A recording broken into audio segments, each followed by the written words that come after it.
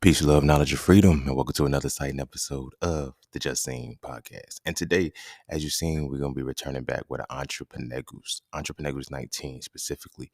And we're going to be talking about business models. I know I've been hinting and alluding to this for a long time, and the last EntrepreNEGUS we had was back in August. Uh, but, episodes take time, experience takes time to gather, and the knowledge base takes time to accumulate. And so, uh, considering a 300th episode and then considering just where I am right now, this is just the perfect time for me to release it. So I've been sitting on this episode for a long time. I've been wanting to talk about it. I want to get it off my chest so I can keep rocking and rolling and get back into the entrepreneurial swing of things. But this is a necessary episode because for my entrepreneurs out there, for the entrepreneur side, it's been my bad. I gotta get this filter right. This pop filter jump. All right, there we go. But yeah, it's been a bit of a journey. We've been rocking with each other. I'm gonna give you the gems and the things that I've accumulated and stuff. And I just haven't had the time to actually do one because I was do entrepreneurs because I was finalizing some shit. So when it comes to business models, fuck all the talking, fuck all the bullshit. Let's go ahead and get straight into this motherfucker. That's what y'all here for anyway. You feel me? But um, when it comes to the business models, right? Um, that's a part of entrepreneurship that is like, first off, we got to look at entrepreneurship as a conglomerate, right? A lot of times we look at it as just hustling, and that's something that I've noticed that they've done with my culture a lot. Like we we look at hustling as entrepreneurship, and it's not. So we come into a lot of spaces with the hustler's mentality, and we don't really understand that hustlers do anything to get money. Right. They do. It's crazy because hustlers would do anything to get money except systemize and except create a system. Right. And there's levels to, what they do. So when a hustler, hustlers don't really know how to deal with droughts. Hustlers don't know how to deal with certain things because a hustler is just about getting money. And if this particular venture isn't getting money right now, drop it, keep moving. It's not about a consistent rhythm to develop something solid to, you know, to produce in in any season, any weather. You feel what I'm saying? And we live in such a hustle culture that it teaches us that, that many people don't try to be entrepreneurs, or they they go through the wrong direction, or they give up being entrepreneurs a lot faster than they would if they understood the basics and the reality of creating a business model, right? I know some people call them business plans or whatever the case may be. For the sake of this episode, I'm gonna refer to it as business models, right? So from beginning to end, like where I am right now to where like I started, there was something that stuck to me, and I knew that systemization was going to have to be something powerful, but I paid attention to business models. Now, there's in my opinion, there's only three business models or three business model types just from what I'm expressing. And you have the vertical business structure, you have the horizontal business structure, and then you have what I'm going to go over today, which is what I'm going to call the the web the web business structure. You heard me alluding to it a long time ago about spider webs and things of that nature. But um, as I learned and as I studied and as I developed, I noticed that the most successful companies, the ones that last forever, they create webs. They don't just create a single line of a business. So I know they say, well, yeah, that's why it's good to have multiple streams of income or whatever, but it's not enough to have multiple streams of income if none of them are connected to make everything work. Now, this is almost going to be like, well, if everything is connected, if one thing falls, won't the rest of them fall? That has its sentiments, but as we, progress through the episode, you'll see why it doesn't, right? And ultimately, I'm going to explain why I built my I'm gonna build I'm gonna show you why I built Just Seen the way that I built it. So beginning to end, everything that I've done, it seems like it may have been all over the place. Everything that I've done is now starting to streamline and be connected, and now I'm creating the final piece of what it is. You feel me? And I'm understanding the science behind business modeling. I'm understanding the science and the necessity of a business model now. You feel what I'm saying? And so that's what I wanted to go ahead and get out because for one, this has been episode has been sitting in my mind so long that it's giving me anxiety now, and I have to release it. And for two, it is time in my Rafiki voice. So uh I don't want to waste too much more time. We're gonna go ahead and dive straight heavy into this motherfucker. So, but be sure to follow me on Instagram _just_scene_underscore. Be sure to check out my website at IamJustSeen.com to get all things that are just seen. To all those who tip, donate, and sponsor to the podcast, you are greatly appreciated. To all those who would like to tip, donate, and sponsor to the podcast, you can do so by clicking the link in the description of your podcast, not the episode, but the podcast itself. Cash App and PayPal are just fine. And you know the vibes. That's that for this, and that's this for that. So we're going to take a quick break. And when we come back, we're going to dive into EntrepreNEGUS 19, the business model. And don't forget to visit IamJustSeen.com. There, you can get all things Just Seen. You want to add the So For Real series to your library? Visit IamJustSeen.com. You want to learn how to master the markets for serious trading and investing? Visit IamJustSeen.com. You want to get your hands on some exclusive merch like tees, hoodies, coffee mugs, hats, bags? Visit IamJustSeen.com. Are you thinking about transitioning into the plant-based lifestyle? Visit IamJustSeen.com. You ever want to just chat with Scene about anything from simple advice to mentorship? Visit IamJustSeen.com. Anything and everything that is me, you can find at IamJustSeen.com. So take a quick peek into my world to see why being just seen is nothing less but always more. Because you never really know what you need until you see it, and you will never see it unless you visit IamJustSeen.com. All right. Welcome back. And without further ado, we're gonna dive straight heavy into this motherfucker. So, in just doing a quick rundown, like when it comes to entrepreneurship, business as a whole, like you have to, of course, have your idea, and then you bring it into fruition, and then you monetize it, you systemize, you do all of these different things. So there's level to it. You have the branding, you have the advertising, you have the marketing, you have the intellectual property, you have the product itself, you have third party shit. Like you have so many different things that you have to do. You know, your resources, your suppliers. You have a whole bunch of things that have to go into, the layers of what you do. And in the moments of business, it's like, I ain't gonna say it's like, what happens is we end up starting from the top and working down as opposed to building from the core and expanding out. And what I mean by this is that when you are used to working a job, right? Clocking in, clocking out, is when you're used to input and output as being when you're used to input and output as a reward of as a function of reward, action and reward, you think entrepreneurship works that same way, and it doesn't. Entrepreneurship doesn't work as far, well, it works in a way of input and output, but it doesn't necessarily work in the same capacity as an employer does. You feel me? If I do this, I should get this. Or if I do this, I get this, regardless of the quality of how I do it. If you go to work right now, you clock in, you can have a good day, you can have a bad day. It does not affect your pay at all. You feel what I'm saying? Unless you call, get off early or you call out. But if you work your full 8 hours, whether you sick, whether you do your job, whether you get distracted, whether it's a lazy day, whatever the case may be, you're going to get your pay. You feel me?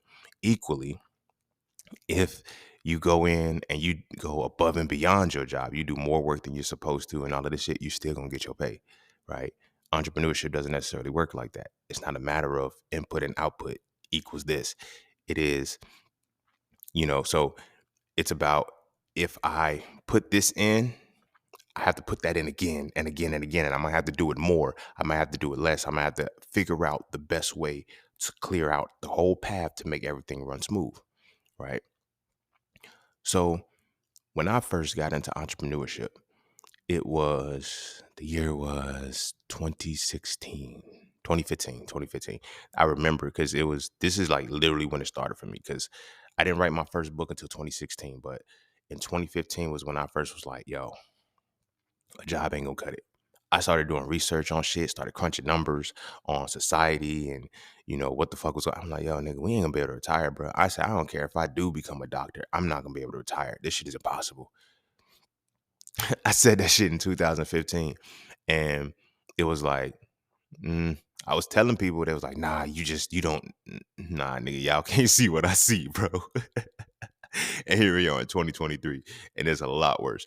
But it's a lot worse than I originally saw it. But in that moment in 2015, I remember I was at Philly and I was in school, and it was we were wrapping up for the summer, for the spring term or for the winter term going into the spring, and I forgot I was on the other side of the camp. I wasn't on the I was no longer on the master side of the campus. Somehow I had went over to the bachelor's area because I had to do something with register. I had to go to the registrar and drop some shit off or something.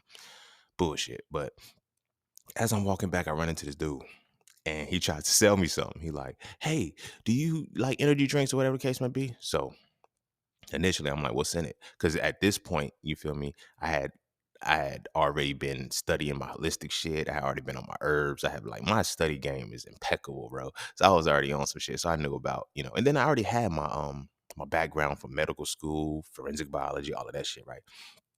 So he's trying to sell me a energy drink. And I'm like, what's in it? He said, oh, this is 100% natural and everything. So I'm reading the ingredients on the back. I said, it don't sound natural. He said, you know what? I like the way you break everything down. He said, you know what? I want to offer you a business opportunity. What you mean a business opportunity? Now, this is when I first got exposed to MLMs. This is going to be the first level, right? I'm gonna eventually get to the business model that I use in the business and where I adopted it from. But I'm going to show you the levels of how I eventually got to this point, as I always do. So I'm going through this. And I'm like, what you mean? He said, yeah, so it's a business. You own your own business, blah, blah, blah. And he said, we just want you to come to this meeting or whatever. I said, yo, it's the end of the semester and I'm coming back in January, but I got to go handle some things first. He's like, okay, no problem, no problem. I said, yo, give me your number. We exchanged numbers. I said, I'll hit you back in January when I get back. Cause I wanted to come home, chill with my family, my peoples and shit before I went back and finished the semester. So I'm like, bet. So I come back and everything. I hit him up and I'm like, yeah. So we had this meeting. This is when I first learned the setup of MLMs, right? I'm laughing because some of y'all got hit banged over by MLMs. I got hit too. I ain't even gonna hold you, but y'all got hit by the Forex MLMs and shit, right? You feel me? If you hear, I know you know. But it was in the moment. MLMs. Before I dive into it, MLMs work. MLMs work because they tie you they keep you in the employee mentality while giving you the illusion of being a business owner. You feel what I'm saying? And that's what I was mentioning in the beginning. A lot of people don't know how to make that transition and they think as long as I do an input and an output, this will happen. So good employees are good in MLMs. Why? Because a job is an MLM. Yeah, a job is a motherfucking MLM. It's just a big ass MLM that has other systems involved in their business model. But a job itself is an MLM. You feel what I'm saying? The CEO, the the the well, I ain't gonna go that high up because I don't know all the levels in between it. But let's say within the basic job, you have general manager, your general manager, your shift manager, your shift leader, your crew, basically. So when you are in an MLM, you have that same shit. It's just they take out the supervisor, the general manager, they take those names off and just say, hey, you're a business owner. Now, if you bring people in within your business, now it's like you got to keep recruiting people. Your money isn't made by the products that you sell, the things that you do. It's made by the people that you recruit. You feel me? But that's a solid business model. The other business model that is made like that is religion. But I'm not going to talk about that because this is EntrepreNEGUS. Religion is you feel me? And you feel like religion is MLM. I think it was the first MLM ever built. And it's a dope hustle because you can get 10% off of everybody and you don't have to give them anything. You feel me? You don't have to pay them. They pay you. That is a dope MLM. But the purpose, I'm not getting into that. Bring it back, Sane. Bring it back. So within the MLM structure, like I said, it works because people are, good business, good employees, right? The best employees make the best MLM recruits. You feel me? No funny shit. And I mean this wholeheartedly. If you failed at an MLM or MLM wasn't working for you, one of two things.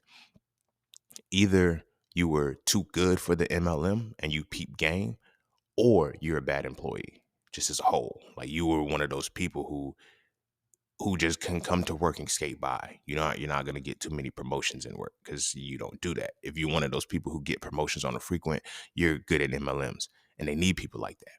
You feel what I'm saying? But it becomes another job, and it's not the quote unquote business that they tell you that it is. You dig what I'm saying?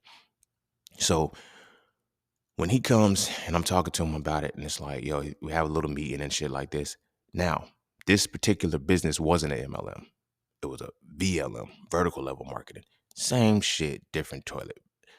The MLM forms a pyramid, right? That's why they always get the pyramid schemes or whatever, Ponzi schemes and shit. But the way the MLM structure is built is that what you end up having to do is, like I said, recruit people and market to people.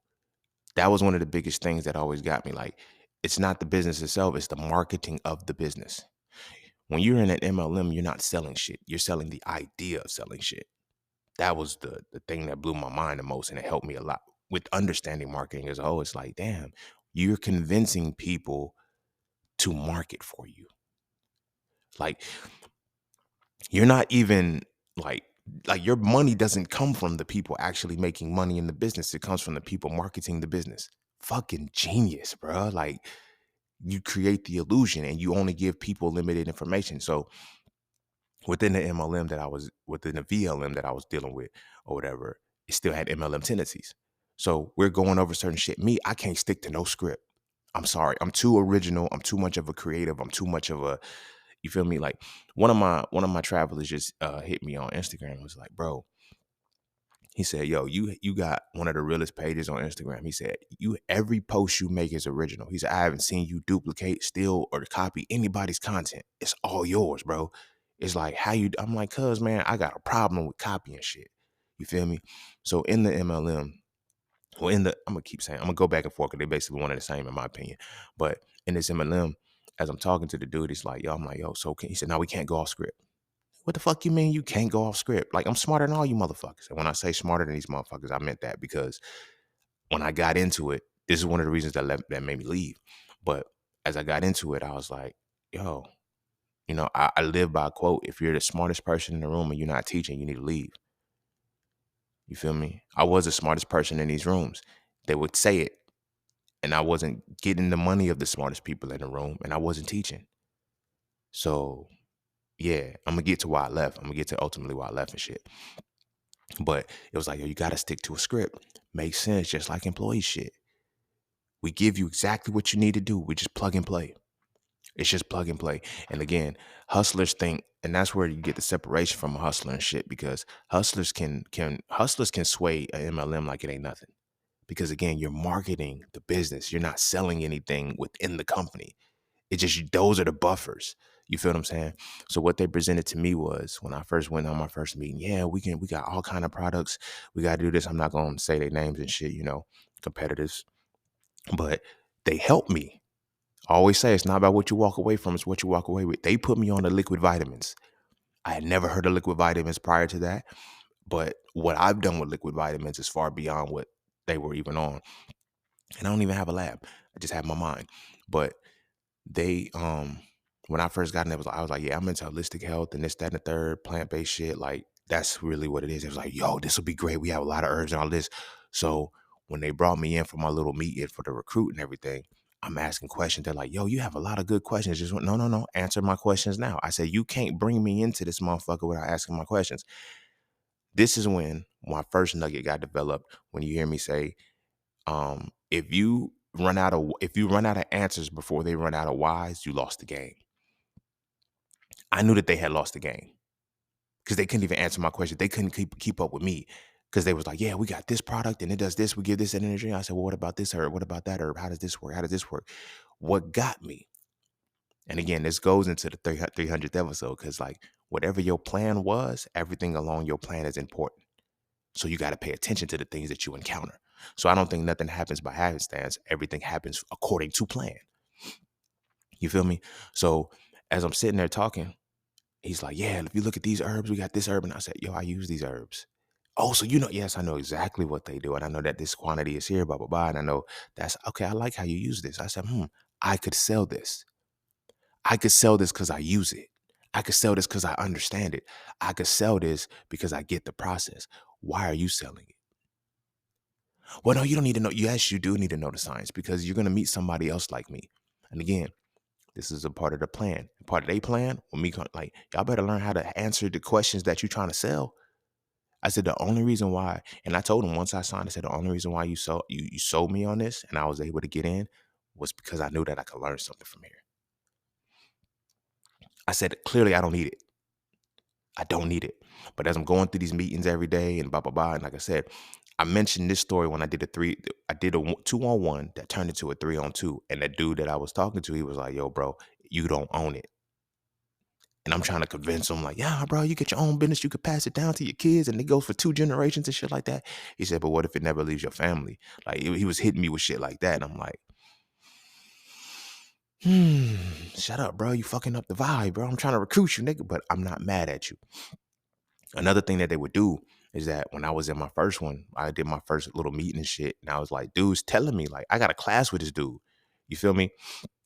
And so he's telling me, yo, I got this thing that I do with my sister every week on this day. I said, cool, family first. These motherfuckers, because they're hustlers. They trying to get recruits. They not trying to understand a human. They're trying to get recruits. So they're like, yeah, you guys could just reschedule this. No, I'm like, yo, family first, bro. We dead in this. We dead in this. And we almost scrapped when I got out. I would have whooped their motherfucking ass. Yeah, I would have beat the shit out of all of them, bro. It was like 3 of us. It was 4 of us. It was 3 of them and me, right? So I'm telling my mans, I'm like, yo, bro, respect. You feel me? Family first. Go handle that. Cause my thing is this. I'm like this. As I've always had this energy with me when it came to entrepreneurship, but I didn't know it was entrepreneurship energy in a way, because I was like, don't press the issue, bro. If they want it, they gonna want it. If the product's good, it's good. You feel me? Don't manipulate people like that by telling them it's, you know what I'm saying? But I get it. I learn, create a sense of urgency and shit like that. But there's ways of creating sense of urgencies. I've learned to flip that and not just create a sense of urgency, but show a sense of importance. You feel what I'm saying? Again, because I learned words. When I learned words and the way etymology works and shit, I was like, okay, not just worry about a sense of urgency, but create a sense of importance. You feel me? When you create a sense of importance, it plants a better seed than creating a sense of urgency. Because if I make you feel like, oh, you're missing out, you feel me? It works. It works, but it works for impoverished people. It works for people who feel like they don't have time. You feel me? And I learned that from mastering the market, from selling that, from getting that. Like, my best students are the people who saw the importance in it. But the people who I was trying to get the urgency on, you're gonna miss this sale, 45. They don't even make it past week 2. The motherfuckers who made it to week 8 and sustained them shits and finished everything, they came to the EWE. You see what I'm saying? Levels. But I had to learn this shit along the way. You feel what I'm saying? So in that moment, I learned, yo, there's a difference between urgency and importance. So I've learned that the sense of urgency is for a different level of entrepreneurship. It's a level for, like, it's not for the conglomerates. It's not for the people that are trying to sustain themselves forever. You feel what I'm saying? Or to create the system. The system doesn't work off of urgency. It works off importance. I need you to feel like you need this system. And I know. I don't want y'all to feel like I'm manipulating y'all purposely. This is why in the 300th episode, I say I didn't use certain words because of the cult shit and all of that. Yeah, I didn't want to get into that. Tying it back to the MLM. So many people said, this is a cult. You're going to be in the cult. This is one of those things. And it's like, yo, when so many people can't learn, you realize starting a business, developing business acumen and shit like that, you realize how many people don't think. You really start to learn how many people don't think. How many people that are close to you that don't think. You feel what I'm saying? You be like, what? No, like, y'all can't figure. No, if it's not cookie cutter, if it's not a system, if it's not something preset, they won't do it because they're already programmed to be that way. I was never that. So as I'm going through this shit and back to, us about scrapping shit, I ain't forget. So we leave. I'm like, yo, family first, bro. And we leave, and they're like, no, you can't do that. You can't. I said, that's his motherfucking sister. If you don't get the fuck out of my face, no, because we got to get him to. No, I don't have to do shit. Well, how are you going to make money in this business if you don't bring people in? Bitch, I'm going to make money by selling the fucking products. That's not enough. You got to bring. Oh, okay. Because now I affect your money. Because you get paid off of him when I bring him in.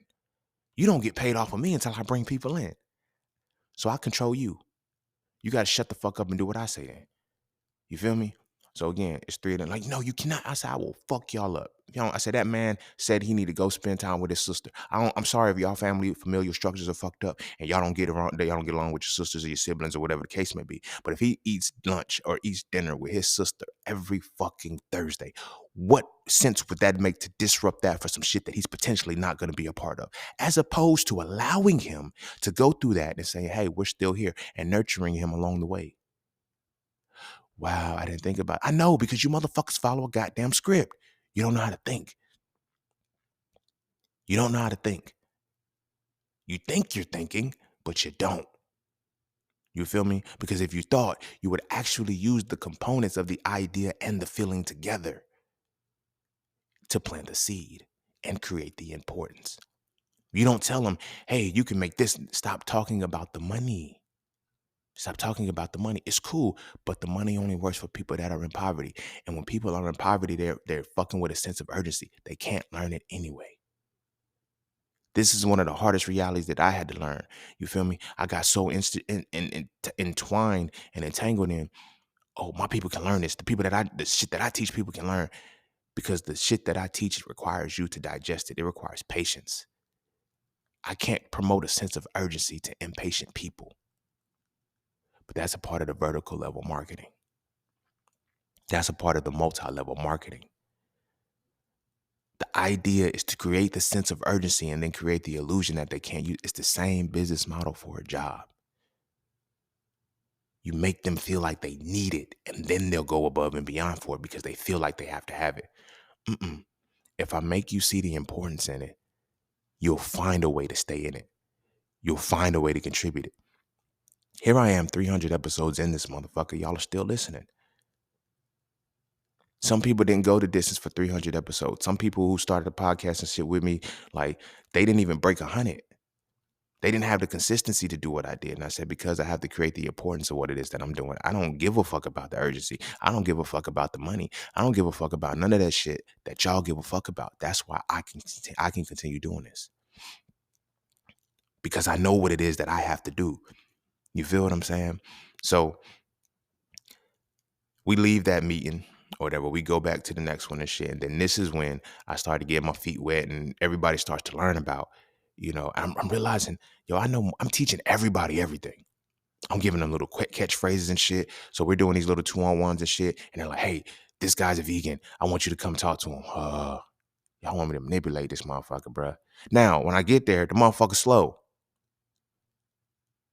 That was a dramatic pause because it was that intense. The motherfucker's slow. Like, he has deficits and you could see it. And I'm like, y'all just trying to bring anybody in this motherfucker. Y'all are fucking with the money. Y'all not even looking at the human, bro. That's sad, bro. He was socially awkward. I can tell something was off with him. And I'm like, yo, how you meet this motherfucker, yo? Oh, well, he's this, that, and the third. I'm like, yo, he don't need to be here. Like, then I started, once I did that one, I started to look around the team. I was like, how many other motherfuckers in this bitch are slow?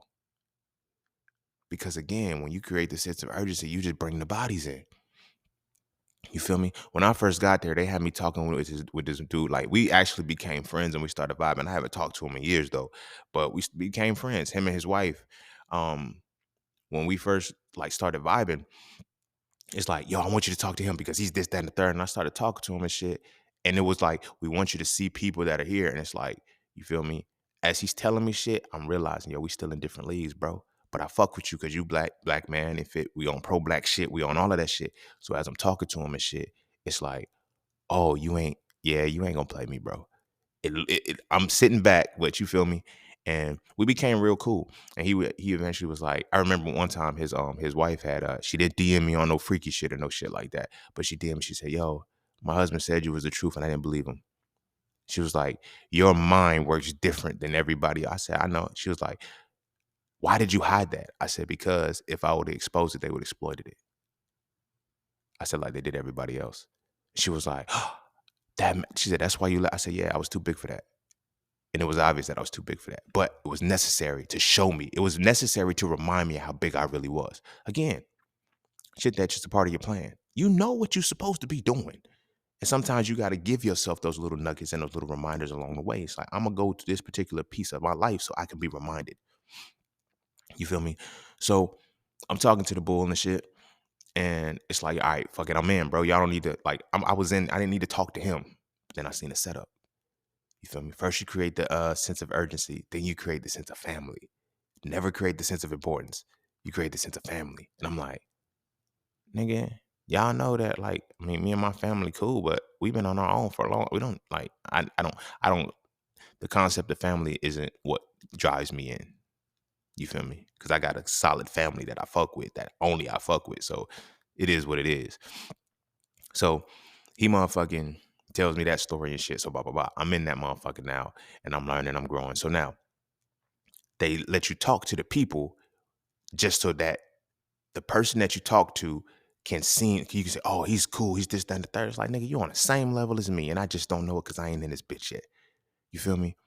But then I go in and I'm in this one-on-one with this guy, and they're like, they're worried about him. Oh, he's vegan, he's plant-based and shit. And I'm like, all right, but he's slow. He's slow. Like, he's really slow. Like, he has mental deficits, and I can see it in him. Not like it's like he had Down syndrome or some shit like that. He looked normal. Relatively. If you know what I'm saying, I'm not trying to be negative or anything like that. Like, that's not what I'm saying. What I'm saying is I can look at him and I can listen to him speak. When I say look at him, I don't just mean look with my eyes. I mean, I can observe him. Let me say it like that. I can observe him and see that there's something wrong with him. And I'm like, oh, that's foul, bro. Like, I'm like, yo, at least try to recruit somebody who can do business. You feel what I'm saying? He's gonna get exploited. He's gonna get exploited. He's gonna be a person that people are gonna be getting free products off of, and this, that, and the third. Like, he's gonna get exploited, bro. He's not gonna be able to bring nobody in. So as I'm going, but you feel me? I got to do my part. I can't just say that and say I'm not doing this. But there were several instances where I said I'm not doing this, show. Like, no, don't bring me in for this 2-on-1 because it sucks. I'm not doing this one. You feel what I'm saying? Like, oh, we want you here. When everybody kept wanting me here because of just the skill in which I had, I'm like, yo, because I know how to connect to humans, bro. It's not hard. I'm like, why are y'all struggling so much with this? You feel me? The guy that brought me in, it was like, he said, man, he said, I just want to be able to speak with the conviction that you speak with. I said, what you mean? He was like, you speak so matter of factly, cuz bitch, I be talking about facts. The fuck? Like, what you mean? It's like, I'm not pulling something out to make believe this shit. I really can express this. And for me, it's not about belief because I understand what I'm talking about. That's why I can deliver it so well. Y'all don't understand what you're talking about. You just believe that you're going to make money if you bring enough people in. That's where the separation is going. You can read all of these books that you want to. You can have all of these weekly motivations that you have. If you do not understand what it is that you're doing, you can't make somebody else believe it. It's not possible. My conviction comes from understanding. So again, another motherfucking nugget to say, yo, you too big for this. You're way too big for this shit. But you feel me? I'm still learning what I need to learn. So as people are, telling me, let me do your 2-on-1s and all of this shit. Come do a 2-on-1 with me. They're exploiting the fact that, hey, if you want to go over the health products, the herbs and things like that, you got to get Racine. You got to get Racine. He's phenomenal with it. And then when you in that shit, it hypes you up. But I'm like, yo, y'all know I've been him since I was a kid. You can't flatter me. You feel me? Flattery is of the devil, and I choke them niggas, bro. The fuck? So I'm in this final 2-on-1. And as I'm in this final 2-on-1, and I'm gonna get to the point of marketing and all of that other shit. This is just a story that creates the systems of understanding what's what. So as I'm in it, I'm like, and in this, we're trying to sell this thing called Utopia. So the dude bring his homies and shit. And I know why he brought his homies. He said, bruh, the dude that he brought, he was like, yo, bro, you ain't going in that shit by yourself, bro. Cause they're gonna they gonna play you and they're gonna get you on 1-on-1. So they brought 3 people and it was 2 of us and shit. But I was like, do you not know who I am? You feel me? So I ended up recruiting 2 people out of the 3 when it was only supposed to be 1 person. You know what I'm saying? But that one dude, he stuck with me. So the shorty is like, I'm like, yo, you brought me into this motherfucker and you want me to seem, I said, this is an illusory, y'all. This ain't real. I, in good conscience, cannot do anything deceptive to people. I understand the universe. That shit's gonna come back to me, bro. I can't do that shit. You feel me? But it ain't no souls in that motherfucker, bro. Because when you the biggest target was people in college, coming out of college, and people in poverty.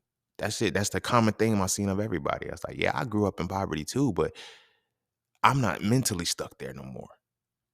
You feel what I'm saying? Yeah, I'm physically stuck there because I'm still in college paying debt and shit, but I'm not mentally stuck there, and I'm gonna figure out how to get the fuck out of this shit. You feel me? But because y'all are figuring out how to get the fuck out of it, y'all are gonna be exploited by do this business because it's gonna work. Do this business because it's gonna work. That's not your business. That's your hustle. You feel what I'm saying? It's not yours. Because if I'm like, if it was my, and one of the guys, it was crazy because after I left and shit, he hit me up like a year ago, last year, matter of fact. He was like, "Hey, we're expanding, we're growing. We want to know if you want to come back." Didn't you motherfuckers tell me that I'll be begging y'all to come back? And now y'all, because the shit ain't happening. It ain't moving like y'all said it was gonna move. And I saw it earlier, but then I took my business elsewhere because I understood what the fuck the marketing was. So anyway, so I'm looking at Shorty and I'm like, "Yo, you know more than me. Why would you feel me? You've been in here longer than me. You feel me? I want you to, because I think he'll be a good fit for you to talk to." So I'm talking to the dude. I'm breaking down the market and shit. And then his homeboy interjected, "It ain't yours though." So I'm looking at, all right, that's cool. And I'm like, damn, nigga, you right. But I can't say that shit because this not, last time I got in trouble for telling the motherfucker he was right. Because you feel me, family first. This nigga had a point. You feel me? Hey, my man's had a point, and it ain't nothing around that. And I'm looking at Shorty like, damn. So as we leaving and shit, I'm telling her, I'm like, yo, he was right. We don't own this. But now we can get, no, you can't. If they decide to pull the plug and drop it on you, you can't do shit because now you got to behave.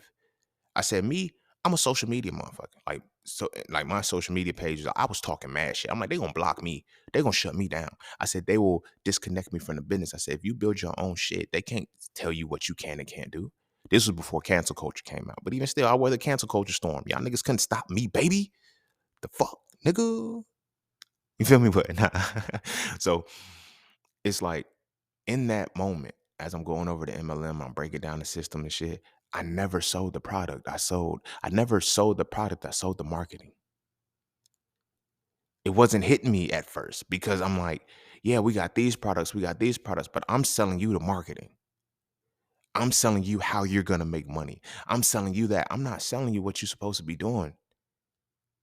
You feel what I'm saying? That's foul, but that's how MLMs work.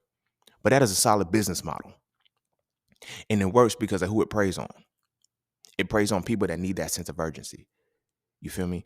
You can only sell urgency to people in fear.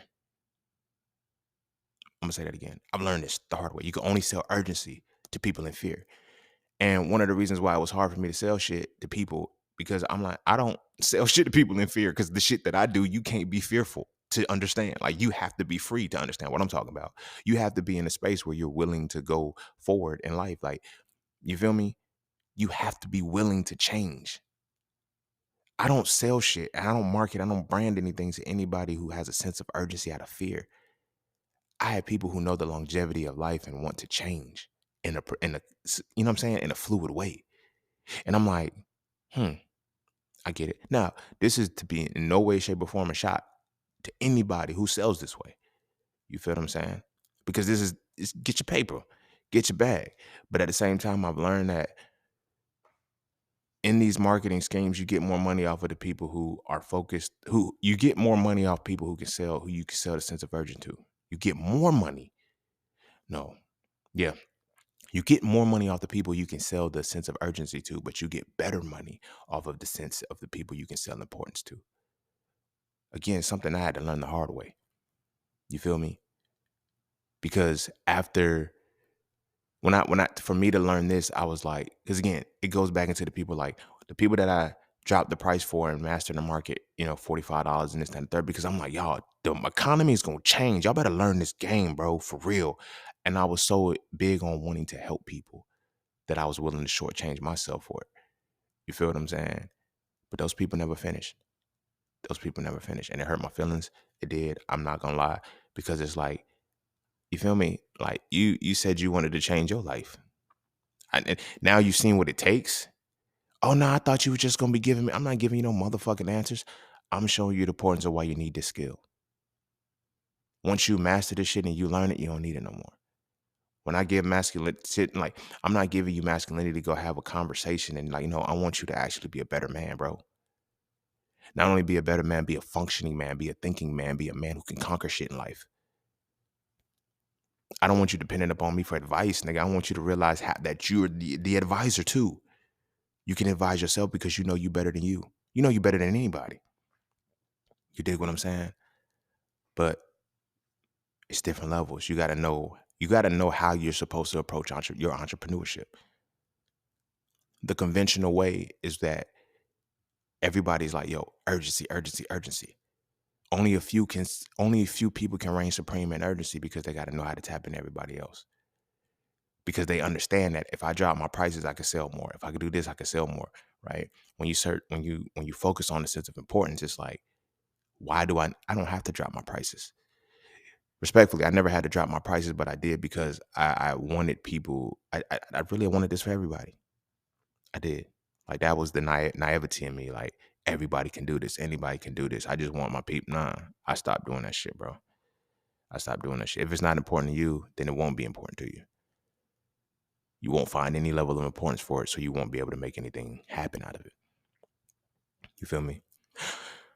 But I learned that lesson in that MLM, whatever. So it's about I'm in it for about 6 months, 3 months actually, because let me tell you how I ended up fucking my shit up, bro. Because again, that sense of urgency is what they sell.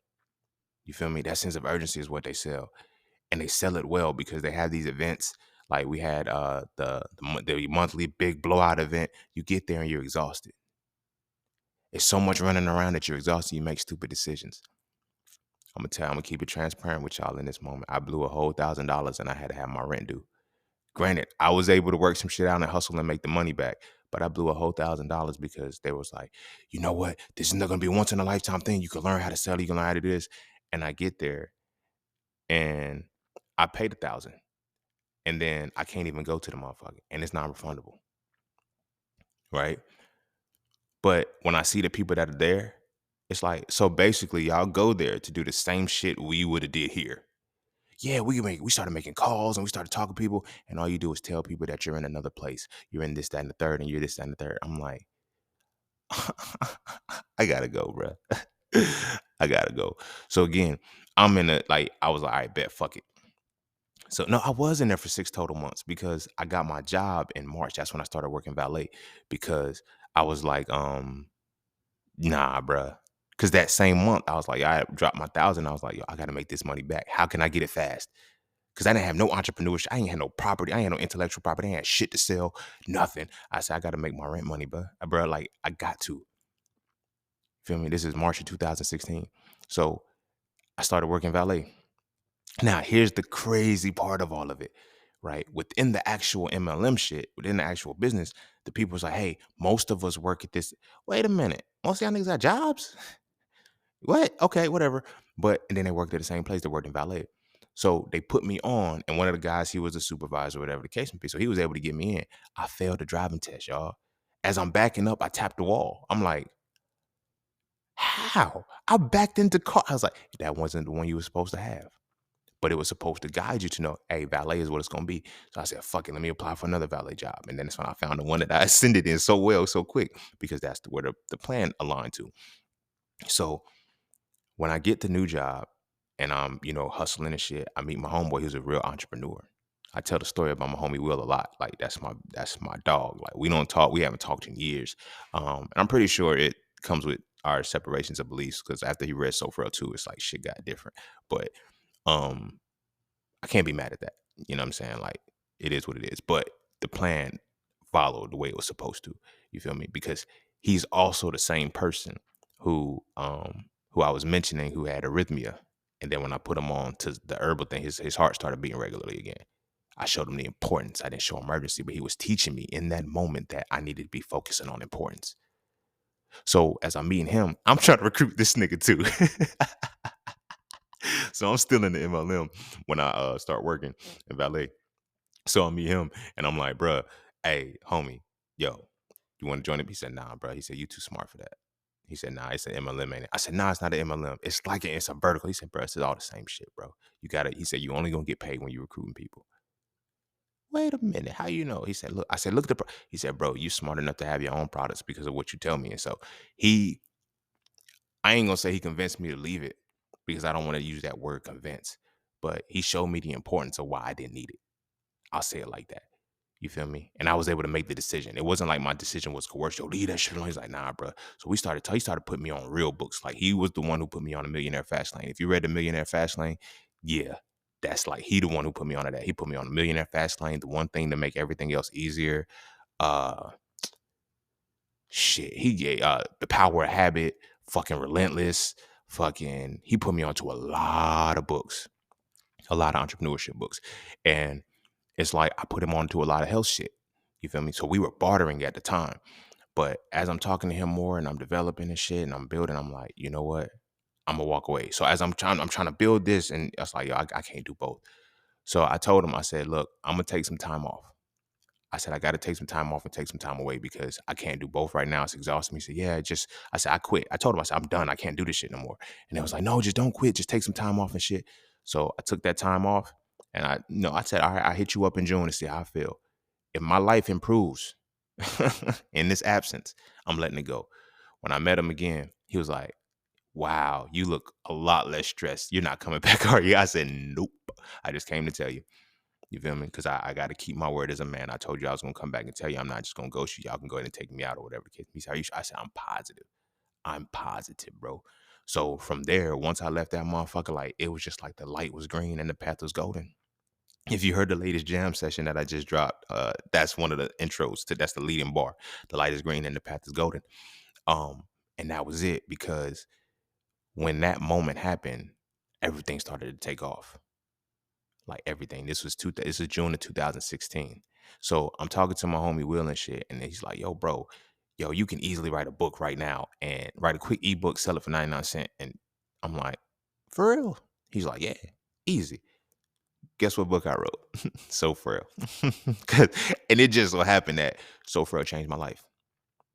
So Frail changed everything because everything now built around So Frail. You feel me? It was like once So Frail dropped, it's like I gave it to 5 people. Those 5 people read it and said, whoa, I thought this, I know, I flipped it right, didn't I? Yeah. And then I just started meeting new people. Everything started to expand. So it's getting into the episode now, as you can tell. So my homie's like, yeah, bro, like you can do it. He said, bro, you got so much knowledge. And he told me, he said, yo, you too smart to be broke. And mind you, he wasn't insulting me like I wasn't making money, because we both in the same valet position. Said he was a supervisor. I was under him. So he knew he was making like $3 more than me, but we still getting tips that we got to split. So he's like, yo, you too smart to be broke. He said, look, the way in which you break down the health and shit like that, he said, bro, you should. So that's when it was like, yo, once I got my first book written, I knew I could do it. I already knew I was a writer, but once I got my first book written, it was a wrap. And I was like, I got an asset now for life. But I ain't had no marketing. I ain't had no branding. I ain't had no advertising. I didn't know anything about creating an audience pool. I didn't know anything about nothing. I was a hustler. I got to sell this book. You feel me? I told y'all the story, like, after the first one dropped, I said, I'm selling 10,000 copies. I said, I'm going to sell 100,000 copies by next October. Nigga, how? Oh, shit. But again, it was an utterance that I knew that I could do, but I knew that there was something that I had to fill the gap with. You feel what I'm saying? And that gap was creating a different business model. You feel me? I've seen how MLMs work. You see what I'm saying? Trying to convince people, hey, get people to sell your book. You'll pay. Nah, I can't get people to sell my book because they can't sell my book.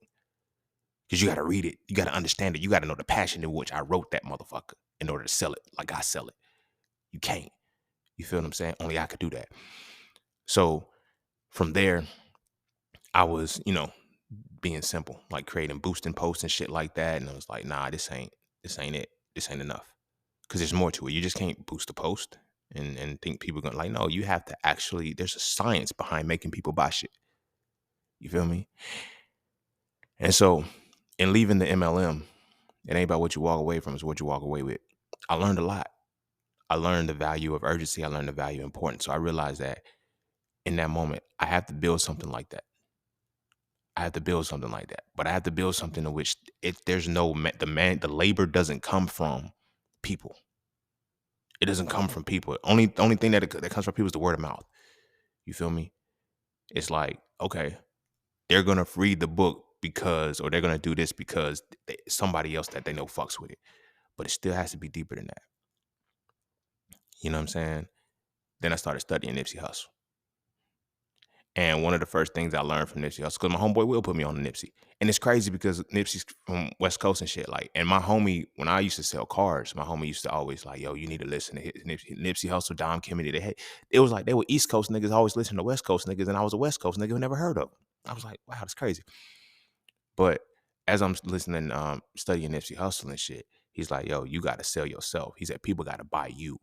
And that was one of the things that really helped me to begin to structure my new business model.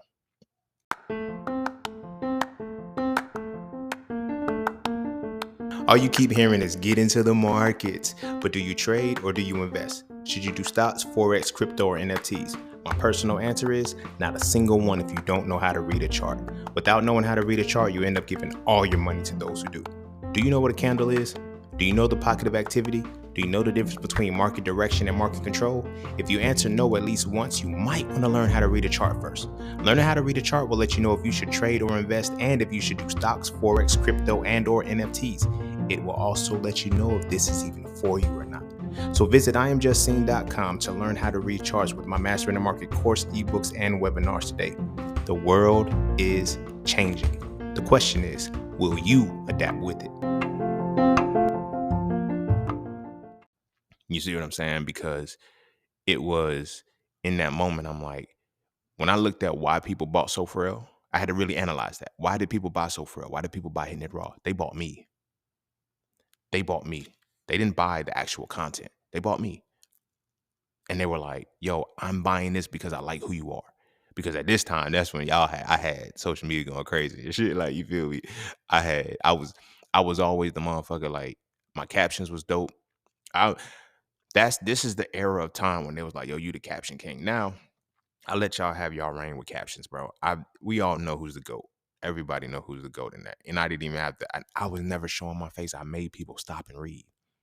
You feel what I'm saying? Everybody fuck with my post. Everybody, like, it was crazy. But that's what they were buying.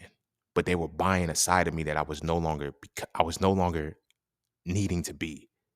That was the hustler side of me. That was I was not the full entrepreneur that I am now. I had not evolved into who I am now. You feel me? There were certain things that I was like, oh, you're this. What I didn't know at the time was that this side of me is dying. You know what I'm saying? I was coming to a close. I was 25, 26 years old. You feel me? This side of me is dying, but people love that playful side of me. They loved all of that energy and shit. And I'm like, you know what? It's not going to be sustainable. So I was like, I got to sell myself. Like, people are going to buy me. Like, that's really what it boils down to. What version of myself do I want them to buy? Right? So now I'm getting into the actual business model, because now when it got to me, it's like, when I really started to look at it, I was like, all right, what are the big companies doing that the little companies aren't, or that the little companies can't? Well, the big companies are branded, and they're branded as an experience. That's it. That's what's defined it. And it goes back to the importance. The larger companies that are sustaining forever, they're branding as an experience of importance. It's not a sense of urgency. It's importance. You need me. Like, in some way, shape, or form, you need me. Now, granted, this is not me saying I created my business model to make y'all need me in that regard. But I created my business model in a way to show you that to show you the important, to show you why I have it, show you why I will be of importance in your life. You could decide on your own. And it worked. It worked. The chatting with scene sessions and the different things like that is people developed and started seeing the importance I had in their life. You feel what I'm saying? And it started from just basic captions, just what people were reading and seeing. Like, yo, you better than my therapist. Like, you just stand the third. Like, your captions are really just helping me and shit like that. I know. Because this is truly me. This is me in real life. I do this shit in real life, and I have no reason to not be that. You feel what I'm saying? So with that being said, the top of the brand is Just Sing. I don't know if y'all, because at this point, it's hard to tell. You know, but there's a lot of pages and people of just this, just that, and third. I was the first one to do that. But I wasn't doing it in the sense of I'm reducing myself to, no, just. There's so many levels to what I mean by when I say just. The main one is just, is I'm fair, I'm equal, I'm just. You see what I'm saying? When I would be having conversations and I'd be making posts and shit, like I got speaking engagements that when people were, before pandemic hit, I was getting speaking engagements and shit where people were like, um, we want you to be your full self. It's like you got like when you talk to the women, you don't just condescendingly talk to them, or you just don't hype. Like you tell what needs to be told. When you talk to the men, you chastise and then you praise too. It's like, cuz I'm just, bro. I'm just. I'm not simple. I'm just. You feel me? But then even then, just when you look at justice, it's fairness, it's balance. You feel me? It's just seen. So I said, that's who people have to buy.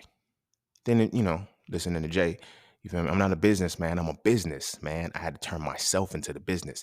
And had to turn myself into a business that wasn't derived off urgency, but importance. You feel what I'm saying? A part of that importance is how this podcast developed. You feel what I'm saying? The podcast developed in that because it's like, I realized that I can't talk to everybody. I can't have sessions. I only got 24 hours in a day. I can't have these sessions every single day with everybody. So it's like, I'm going to give you something and you'll be able to get something out of it. You see what I'm saying? Now, when you want that specific, then it's like, all right, bet. But for me, I was never like tarot, astrology, that's cool. But I was like, nah, I want the person. Like, I want the person to be, to not have to look at external sources when they gain from me. I want them to be able to reflect on the inside and say, hey, this is what I need to do. This is what I can draw out of myself. Not what some cards have to tell me, not what the stars have to tell me, not what this, that, and the third. No, this is what I tell myself. You feel what I'm saying? So that was one of the things, because as I'm looking at the business, the bigger businesses and shit, like they all run off the same model, which is the web. Not the internet web, but I mean, they create webs. You feel me? Webs and subsidiaries that it's like, this helps this, this helps this, this helps this, this helps this. I needed all of my brands. I didn't need linear brands. You hear me talk about the spider web all the time. The overall web is called Just Seen or Polycafe, however you want to look at it. But there's individual tangents that extend from it that all work together in tandem with each other. You feel me? One isn't greater than the other. One isn't less than the other. Everything works together. Now, again, this goes back to what I was saying about how people say, well, if one falls, don't they all fall? Because they're still independent of each other. That was another thing that I learned from the conglomerates that are still standing. You see what I'm saying? Let's look at Ford, for example. Horrible cars. So people say, it's American made, it's this, that, but yet, niggas is still buying it. You feel what I'm saying? People say American cars are bad, but American cars are still being made and sold. Why? Because they're selling importance. They're selling importance of why something American should matter to you. Only Americans like American cars. Now, what is American? SRTs, high speed, shit. That's why Dodge still runs. You feel me? Ford Mustangs, like the power of being American. That's what they sold. Makes you feel important. Sells the importance. Now, what I mean by the web that they weave, right? Ford has, Mustangs, Tauruses, fucking, I can't think, expeditions and shit like that. But in that, they have different variations of these cars. You see what I'm saying?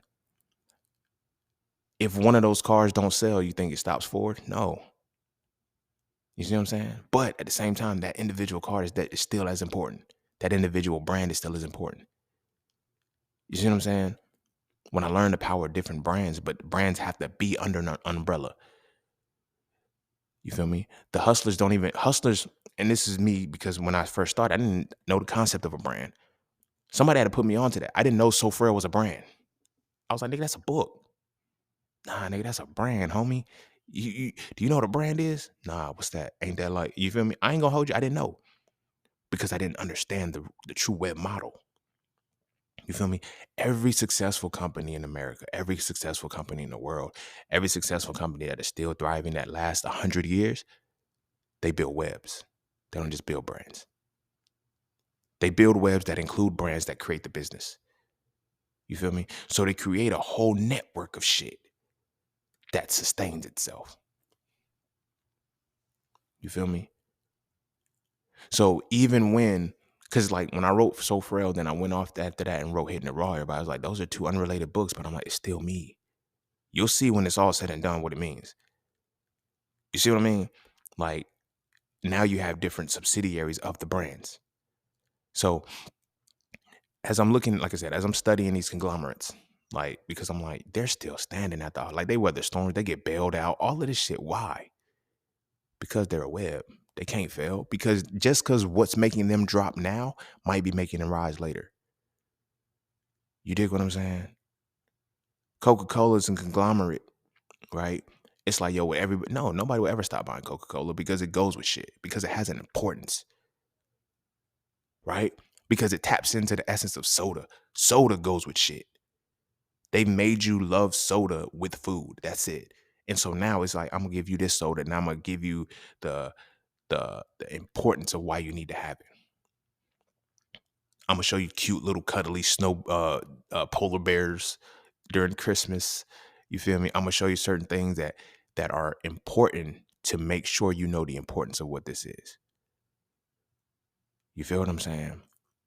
And I had to learn that. Those are things that when I was in that MLM, that VLM, whatever they want to call it, I couldn't learn that because I'm like, y'all, we're selling somebody else's brand. That's what we're doing. We're selling someone's brand. And I didn't know about a brand at the time, but this is what the guy was telling me. He was like, yo, you don't own it. We don't. We own a piece. Well, no, we're borrowing a piece. We're borrowing a piece for up to 2 generations. Sounds good because you like, I could pass it down. Well, what if your kids don't know how to follow the system? They just know how to follow rules. They don't know how to brand. They don't know how to market. I said, I can't do that shit. I need to be able to give my kids exactly what it is that I do. What I hand off to my kids, I'm going to be able to hand off my business as Just Seen, my empire as Just Seen, and let them do whatever they want to do with it and create their own off of this.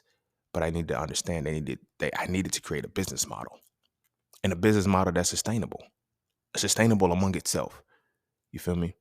So now from here, I'm writing So Frail 1, wrote So Frail 2, but at this point, I'm still a hustler. I'm calling myself an entrepreneur, but I can admit now, I'm looking back, I was still a hustler. You feel me? Because I was just like, yo, I'm selling. All right, So Frail ain't selling no more. Write another book. No, nigga, keep So Frail selling. That's what you were supposed to be doing. Whole time. One of my greatest transitions was learning to not worry about the drought, but to overcome it.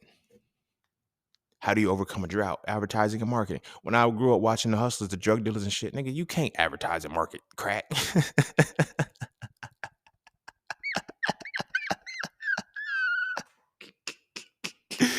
You can't advertise and market crack, nigga. You go to jail. Niggas ain't supposed to know you selling crack, so it's different. You feel me? You can't go out telling niggas this shit. Yo, I got that work, bro. So when a drought hits, it hits everybody. You feel me? I don't know if y'all seen Power, like, and even watching Power from the top down, knowing the hustlers who was like, yo, when there was a drought, and seeing when the distro say, nah, nigga, ain't no crack, ain't no coke coming in this motherfucker. You feel me? That's what the drought is. And now people got to cut their shit. They got to do certain shit with it. You got to learn how to maneuver. So one thing that it taught me watching the hustle was being adaptable. Being adaptable. Like I watched him adapt to some major shit. It's like they'll let the Fiends know it's not going to be as good because I had to cut it. I had to do this and that third. So I give you 2 for 10. Now, you talk fast enough, you can sell a dub 2 for 10. That's cut. And the Fiend ain't going to trip.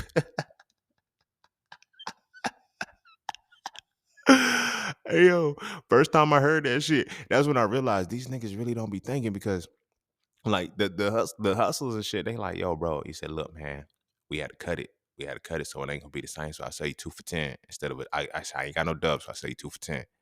Face, all right, man, just get me right. Get me right, OG. And I'm like, when the fan walked off, I said, nigga, 2 for 10 is 20. I know. He don't. And it's like, damn. But again, it's cutthroat shit. That's hustler shit. You feel me? That's what a lot of people carry into entrepreneurship. That was something I couldn't carry into entrepreneurship. You feel me? Because when the urgency is there, you can manipulate the price however you want to. You could do whatever you want to. You could fuck up the quality, whatever. Fames was bringing shit back. I don't know if y'all saw the episode of the Boondocks when Thug Niverson was trying to sell crack. He's like, this crack is burnt. You feel me? That shit is real. That shit is real. But you have to have that level of your business model has to incorporate that. You feel what I'm saying? There's a lot of things that you have to have within your business model that a lot of people don't choose to include. You feel me? Specifically the drought. That's why I'm going back to that. You feel me? When the drought happens, what do? You feel me? How do you stay in motion? My thing was at the time, nigga, all right, fuck it. So Pharrell's done. I'm gonna go write So Pharrell 2, or I'm gonna write Hitting It Raw. I'm gonna write another book. My thing was, hey, how many books you gotta write? How many more books you're gonna write? Because your focus is creating a new product as to expanding the audience. You feel what I'm saying? When it comes to the conglomerates, they don't worry about new products. They keep the products that they have. They worry about expansion to a new audience. I had to learn that shit by studying these big motherfuckers. It's like, nah, we don't give a fuck. Like when this audience is tapped out, we can't buy no more from this audience, or we can't sell to this audience no more. Just go find a new audience. Don't have to create a new product, because that keeps you in a linear space. Because now when you start to get audience overlap, okay, this audience, they bought everything. Now this audience I'm now bringing into, now these audiences can talk. Now we can create a different world between these two audiences. You feel what I'm saying? And then give those two a product. You feel what I mean? Do you feel what I mean? And watching that, I'm like, I got you. I got you. For example, let's look at Mars Candy. Like Mars Candy. Mars Candy owns what? Like M&M, Snickers, like a lot of the popular candy bars. You feel me? But they have created their model so well, you no longer have to say Mars Candy. Yo, go give me some M&Ms. Peanut, chocolate, peanut plain, peanut butter pretzel. You feel me? It's like, okay, we've sold enough peanut M&Ms. Now let's introduce. I mean, we sold enough plain M&Ms. Now let's introduce the peanut M&M. You feel me? Okay, now we can get creative and just do what the fuck ever. But Mars Candy gets paid. If niggas say I don't want peanuts and I don't want M&Ms anymore, all right, nigga, so the fuck, don't buy M&Ms. What they gonna do to me? Like, it's not gonna do anything to me. That's the energy I needed to have. I needed to study how the fuck they made that shit work, because it's a big ass web. It's a big ass web. And when you see the web, you create so many layers that you don't see the overarching top. My goal is to disappear as Just Seen, but Just Seen still being there. That's what I wanted to do. You feel what I'm saying? Just Seen is starting to slowly slip away as Cafe, which is what I'm going to be going into the next part, which is where my music comes in. But I'm going to get into that part because that is a part of this ultimate web. And as I'm watching how they do this, when I started to look at marketing, advertising as a whole, music has always been a focal point of it. You feel what I'm saying? Before I skip into that, because I feel like I'm jumping around and finish my last thought. So in creating new audiences and saying, no, I got to expand to different audiences. But how? Because that's when I was able to learn marketing, sitting down and saying, you know what, you need to learn how to market, you need to learn how to brand, and you need to learn how to advertise. If you can't do those three things, you'll never be successful. You'll never be able to create a system. You'll never be able to create a system that follows a business model. You feel me? So this is a part of the web. You know what I'm saying? So you have the overarch, what I'm gonna call the overarching thing. So let's just say it's Just Seen, like Mars Candy, Ford. Like you have this overarching thing. From that, I'm gonna say you have the satellite. So from the satellite, then you have the brand. It's just like a real spider's web. If you ever looked at a spider's web, the center has a hole in it. You feel me? Sometimes the spider, like the web connects all the way down to the end, to the very center, and then it works its way out. But a lot of spider webs have a hole in the middle, and everything radiates from that hole. But that's the centerpiece. That's the focal point. So when something lands in the web, it don't matter where it lands, it's stuck. You see what I'm saying? I don't care if you don't want to fuck with So For Real. You feel me? Because you'll fuck with Hitting Raw. I don't care if you don't want to fuck with Hitting Raw because you'll fuck with Master in the Market. I don't care if you don't want to fuck with Master in the Market because you don't fuck with my music. I don't care if you don't want to fuck with my music because you don't fuck with So For Real. I don't care if you don't want to fuck with So For Real because you don't fuck with my podcast. Now within my podcast, I created different worlds. You feel what I'm saying? I have the EntrepreNEGUS world. I have the So For Real conversations. That's an extension of So For Real. You feel what I'm saying? When I did the YouTube video, I haven't done it here, and I might pick it back up. I haven't done anything plant-based here because it's like a lot of it seemed it needed to be visual. I don't know. I might go back into that. I might create a new world on this to. Matter of fact, I should create the uh the plant based world on here too, because it was on my old videos and shit. And then EntrepreNEGUS world. Then I create a master the market world. I was trying hard to figure out the best way to do that, because it's hard to create a master the market world the way in which I teach. I'm not about giving you advice. I can't talk about the same shit so much. You feel me? What a candle is and all of that shit. Like, I get tired of talking about the same shit. I be struggling creating, coming up with new webinars for EWE. You feel what I'm saying? It's like, y'all keep talking about the same shit. You feel me? It's gets annoying, but at the same time, it's necessary because it's all web based. Now, those are the brands. Now, when I look at it like this, right, from how I watch these conglomerates that are still standing, that don't go anywhere, it's like they're hidden. They're hidden so well because their brands are so powerful, right? So when you create the overarching space, from that you extend the brands from that, and then you have to find a way to connect the brands. So I know it seems as if, like, how does everything connect? Because for me, the brands it goes a little bit different. I know I wrote Sofrel first, but it's like, I don't know how it eventually worked out this way, but it did. The Just Seen podcast is a brand, but it's also an overarching thing. You feel me? So I'm gonna lock it in as a brand, as it's connected to Sofrel through the Sofrel conversations. You feel me? That's why you hear me reference and say, hey, go back into this particular point when I'm talking about a specific thing in an episode. Go back to this part of the book, because that is a part of that. Now, even still, Sofrel is still its own entity, because I'm not delivering the message from Sofrel the way it is in a Sofrel conversations. It's a lot more in depth. You feel me? Which now associates from the podcast perspective on the profundity side, not the profane side. Now, within that title, profane, profundity, now we can go to hitting it raw. Hitting it raw is a profane term that's talking about sex, but it's profundity because I flipped it and gave you the information on plant-based shit. You see what I mean? Mastering the market and inflate with inflation. Those are mainly connected to the podcast through way of EntrepreNEGUS. You feel me? I don't talk about the trading and investing and shit in that capacity, but that is entrepreneurship. Getting money. You feel me? It's a way to understand the markets. I talk about it more here in the podcast space, but now it's starting to grow. You know what I'm saying? So that's Sofrel. And then, of course, Paula Cafe clothing. It's like Paula Cafe was the original setup of peace, love, knowledge, and freedom. So let's look at that. Now that I've gotten to Paula Cafe, you had to be here for peace, love, knowledge, and freedom to know what it means. Some of y'all know that peace, love, knowledge, and freedom is understood. Of course, you hear it at the beginning of the episode, peace, love, knowledge, and freedom, blah, blah, blah. That creates the web. That's one of the four corners of the web, so to speak, of the cube, or whatever the case may be. You have Just Seen. Under Just Seen, you have peace, love, knowledge, and freedom. Under peace, love, knowledge, and freedom is condensed in the Paula Cafe, whatever the case may be, and it's all established. You feel me? My knowledge, Sofrel, hitting it raw. You feel me? The Peace, the Just Seen podcast, chatting with Scene sessions, all these different things. So there's multiple layers to these individual webs that they all extend from. And they're all still connected, because without one, I can't do the other.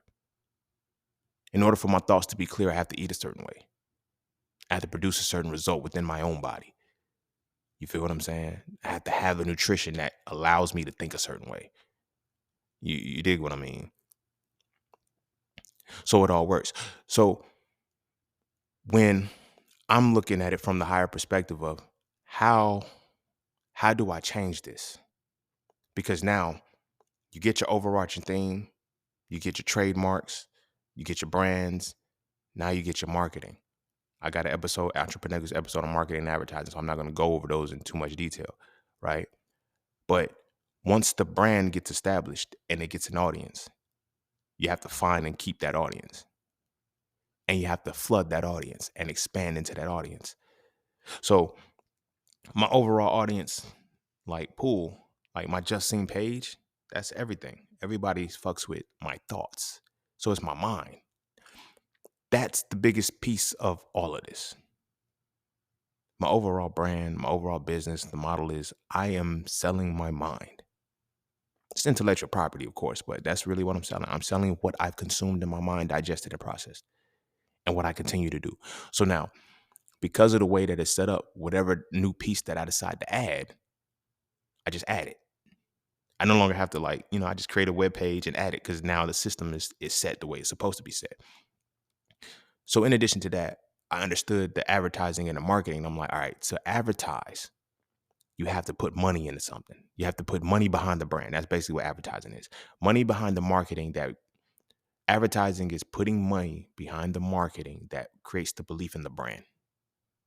All right. So it's not like they're all on the same level. They're all different extensions. Like advertising is designed to push the marketing. The marketing is to create the belief in the brand, and the brand is the idea that came from your mind. You feel what I'm saying? But you have to set it up in a way in which that it all works consistently. You feel what I'm saying?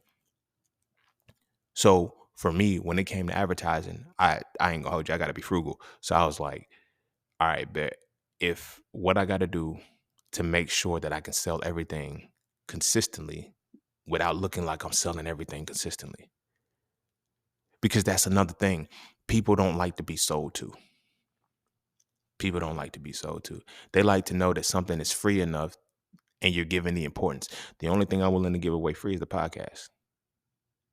But within the podcast, as you've seen from the different ads that I put in here, I'm going to let you know like everything that I have. Now I have layers to it, depending on how long you listen to the podcast. Within the first 5 minutes is how you capture people. So that's why I do what I do. And the very first ad that you get from me within the podcast is what? The full website. Everything. You feel me? It's everything. Now, you make it to the middle. Now you're going to get something bigger. If it's a sofa conversations, you're going to get the sofa ad. If it's just a regular conversation, you're going to get the Pala Cafe. You're going to get the Master in the Market. Inflate with Inflation ad. Now you make it all the way to the end, you're always going to get the Pala Cafe clothing. Because if you're willing, because the ideology of the web, if you're willing to make it this far into the brand, if you're willing to make it in far into this brand, you're willing to be a part of the brand. You feel me? Again, this is how the conglomerates think. If you're this far into my brand, you're willing to be a part of the brand. I feel like you are a part of the brand. You feel me? I had people that would tell me Pala Cafe. You feel me? I will have conversations with people who be like, yo, Pala Cafe. And because they understand what it means because of everything that I've set up. So the top is just seen. Then peace, love, knowledge, and freedom, and the subsidiaries and everything in between. But the very bottom is Pala Cafe. Which now segues me into the next part, because one of the biggest things when it comes to advertising is sound and music. A part of helping the belief and pushing the advertising is having the music connected to it. You feel me? I've always been a producer. I've always been a lyricist. I've always been all of these things. Now I'm at a point where it's like, yo, I'm going to put my own shit on my own shit. And again, I didn't even know that I was studying this man at such a young age, but I was studying this man at such a young age. 50 Cent. 50 Cent branded G-Unit like a motherfucker. And I didn't realize what he was doing. He was simultaneously advertising and branding G-Unit with every song. Like, it got to a point where everybody was... 50 Cent had us screaming free Yayo. And we thought that nigga was going to come out and be the best rapper ever. He was trash. Yayo on shit. But the whole illusion of free Yayo was the allure.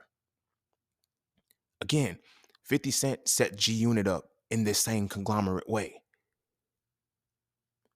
The issue is that a lot of people don't want to be that very conglomerate as a brand. Lloyd Banks was a brand. Young Buck was a brand. Tony Ayo was a brand. The Game was a brand under G-Unit. Now, when you understand the music business, which is what I'm starting to come into now, it's like, that's what the fuck a record label is. Yeah, that's what the record label is. It's the conglomerate that sells brands. They call them artists, but they're their brands. That's why they say, I can't market this. Because that means, and I'm not pushing money to advertise what I cannot market. I know that your people only listen to killing, stealing, and this, that, and the third. You feel me? So you have to figure out a way to maneuver through that. You see what I'm saying? But again, the business model is set up. So with 50 Cent saying, "Choo, choo, choo," like I knew that the beginning of my podcast, I could always say peace, love, knowledge, and freedom. The ending of my podcast, I could say peace, love, knowledge, and freedom. That's too long to say in a song. That's too long to say in a song. So after I finish my jam sessions, what I say? Palakafe. You feel me? And now as my catalog builds and I put that shit on everything, you feel what I'm saying? As I build more songs into my catalog, which is, I'm in a space right now with incorporating this now into the business model now because I needed it. I needed the music because I realized I'm at the same time, I don't have no issue with supporting any other Black artist, any other artist, period. But when it comes to my individual brand, it needs to be my music. Because when I started understanding, like, let's say McDonald's, for example, right? McDonald's jingle is McDonald's jingle. You feel what I'm saying? When you hear ba da ba ba ba, you know it's McDonald's. When you hear BK, have it your way, you rule. You hear like that's it. How solidified will my brand be if I'm using somebody else's brand to enhance it? That's collaboration. It works. But at the end of the day, I'm starting to see how the big conglomerates work. These individual brands have their own song. Someone wrote a song for them. There's a song. Why don't I just write my own? So that's when I'm getting to a space now. I'm writing all of my songs. And again, studying 50 Cent. Every song on Power, every one of the Power intros are his. You feel me? This is a big, rich town, part of the game, money, power, respect. Like, he writes the songs. It's like, you're a fucking genius, bro. Like, his business, and people are like, how does he still stay relevant? How is he 50 understood business first? That's one of the things that fucks people up when it comes into music. They don't understand the music business. They only understand the art, barely. They don't understand the business. And you have to bring your art to the business. That's all you're doing. You feel me? So now that I incorporated that, I'm like, all right, bet. So within my individual songs, like I make my reels that takes a clip of the song. You feel what I'm saying? Because what I'm branding now is the experience that is me. Now, within my individual slides and my posts, I end it with Palakafe. Because this is the ultimate web. Palakafe. You're going to get used to hearing Palakafe. Palakafe is going to associate with me. That's the branding. That's the advertising. That's the marketing. So now, when you hear Palakafe, you associate Palakafe automatically with Just Sing. So now, when you see any one of my ads run, you see Palakafe on the ad. You feel where I'm going? And then from seeing Palakafe on the ad, you know, oh, these things all go together. Palakafe, why does he have differences? Like, everything is now connected in one solid web. You feel me? And now the final piece, of course, now I'm giving you more of the duality, the profane profundity with my gym sessions, which is what I call them. I'm now giving you the lyricism from the perspective of, like, I ain't gonna say dumb down, but it's like I'll teach you simultaneously and give you the punchlines and the bars and the flow all at the same time, the profane and the profundity. And I can consistently do that. And now, because of the way I set my business model up, I don't have to make songs. I can do freestyles. Where you have people, oh, where's the songs at? We need a song because you need a hook. If you listen to one of my gym sessions called Vision and Focus, I say, what about the hook? Fuck a hook, bitch. I am the hook. I am the hook. Like, that's the hook. Me, nigga. The fuck? The whole song is a hook. The whole gym session is a hook from beginning to end because it's telling a story. We don't have that in hip hop anymore. We don't have that in music anymore. We have the storytellers, of course, that can make songs or whatever the case may be, but we don't have the motherfucker who makes you shut the fuck up and listen to beginning to end at the whole story. Last time I remember an actual song from beginning to end that was a storyteller that was popular like that, well, it's two. The first one was Slick Rick, Children's Story. You feel me? And then you have Drake, 0 to 100. Like, that doesn't have a hook on it. You feel me? And it's like, why do we need hooks? You need hooks because a business person is going to sell that to somebody. You feel what I'm saying? From the business side of the music, they're going to sell that to somebody to be used in their advertising. Do you feel me? And that advertising that they sell it to is going to help to promote their marketing and solidify their brand. You feel me? Ultimately enhancing their conglomerate.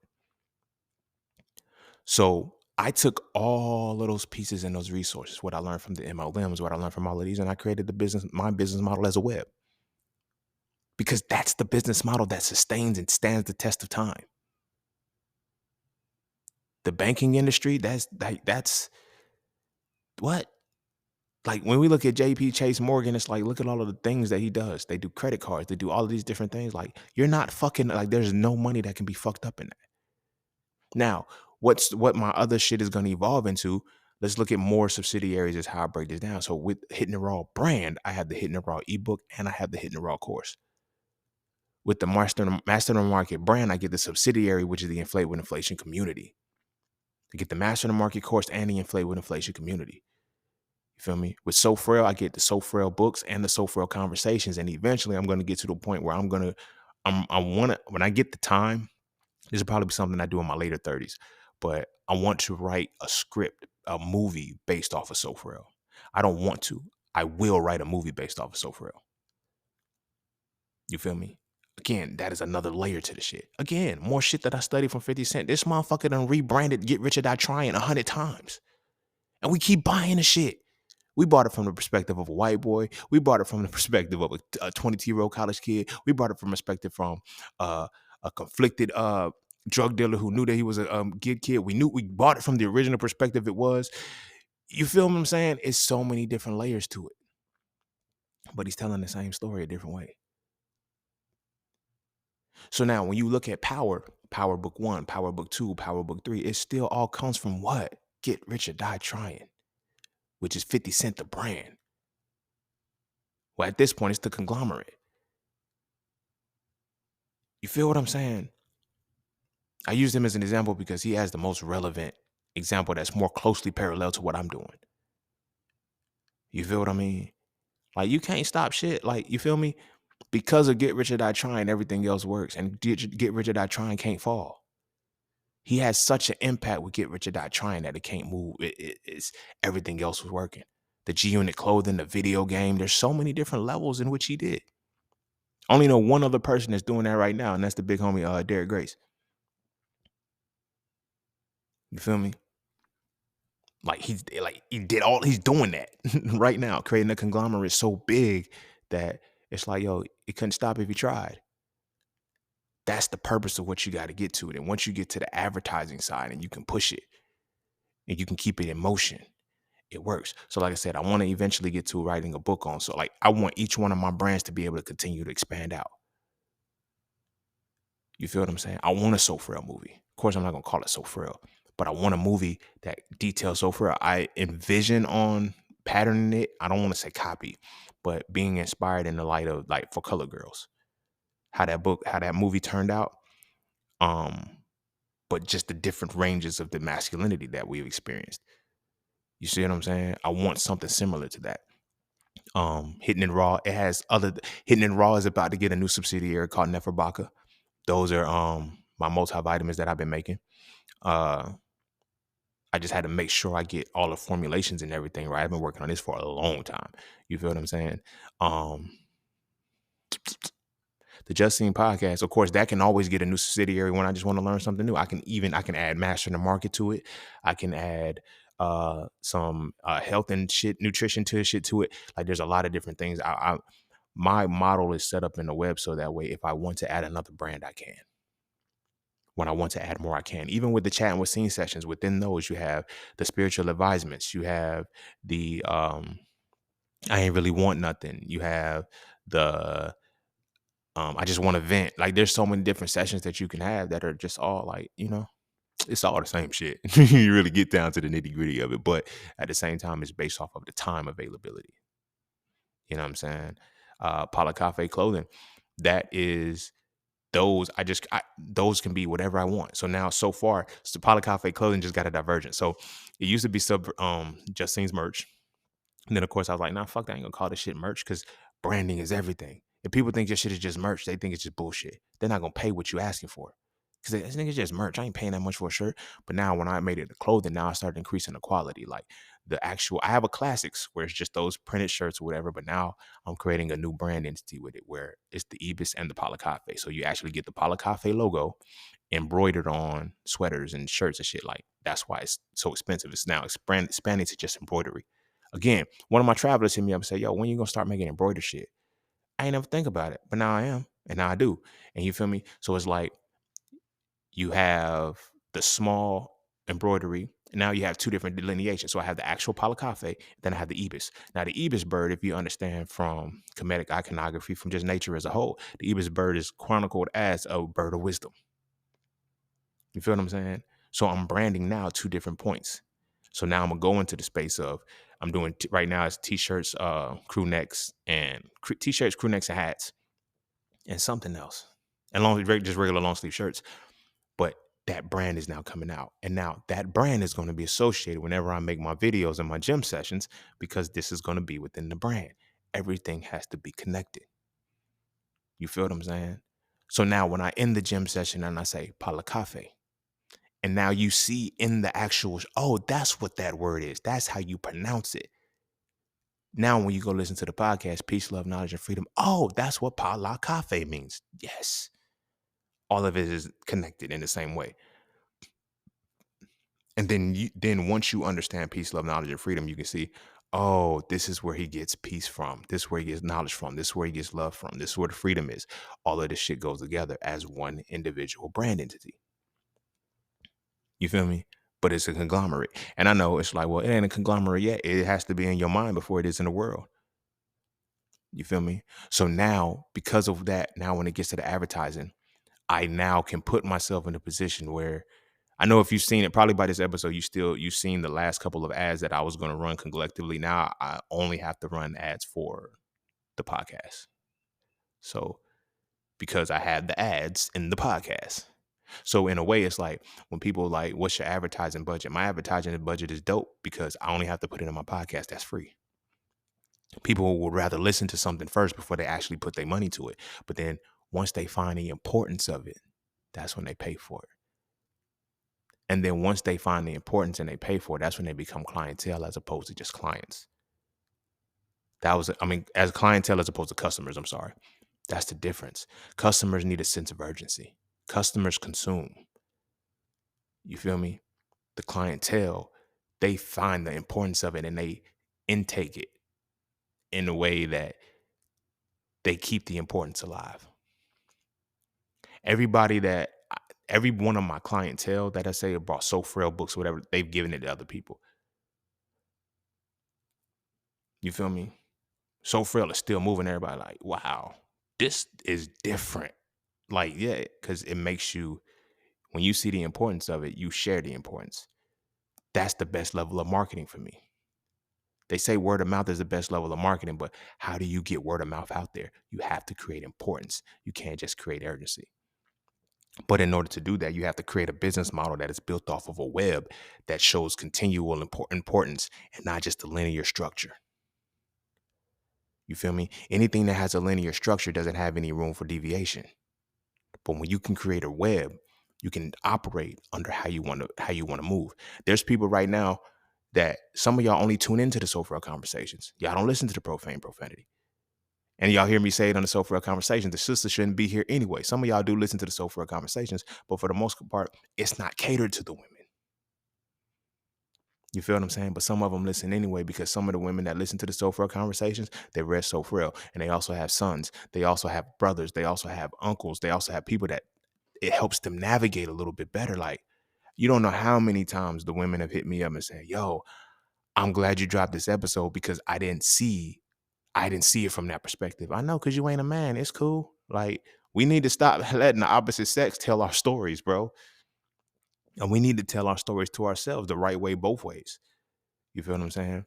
But all of those things coming together and they work in tandem and they work in the way that they work because I had to create that web-like business model.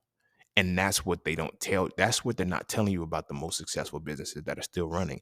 They're not running like hustlers. They're not running like MLMs. They're not running like vertical level marketing. They are running as webs. They're running his webs and they're eating like spiders and they're keeping you locked into their webs.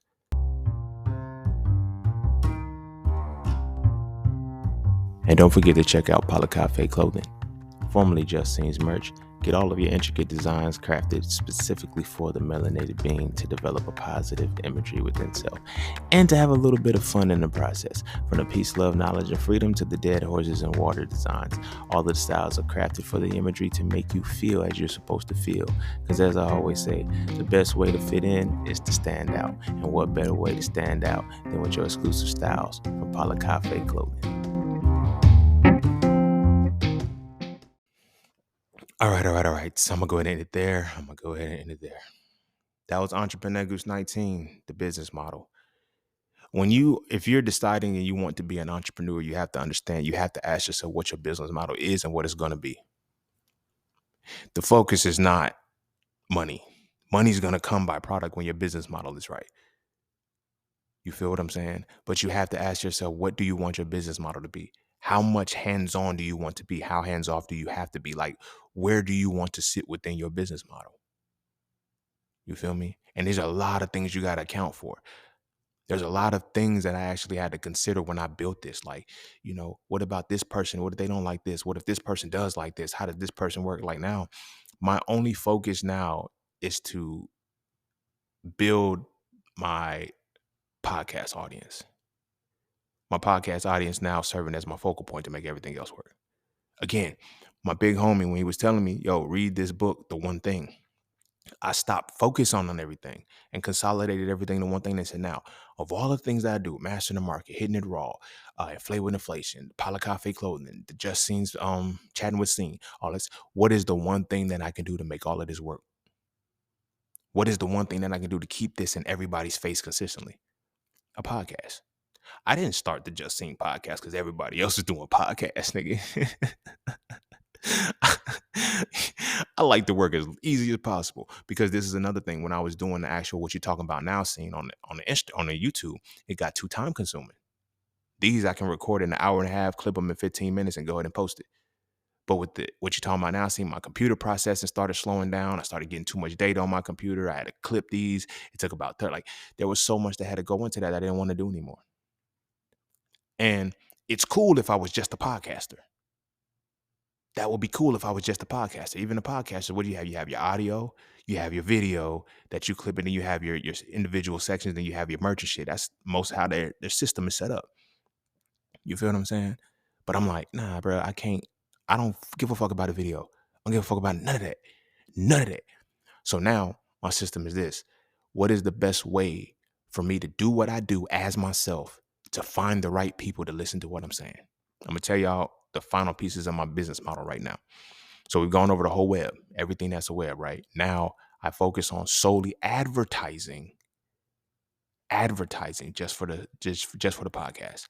Now, how do I build my audience for the podcast? My audience for my podcast, because the way social media marketing work is so dope and efficient, all I have to do is make my post.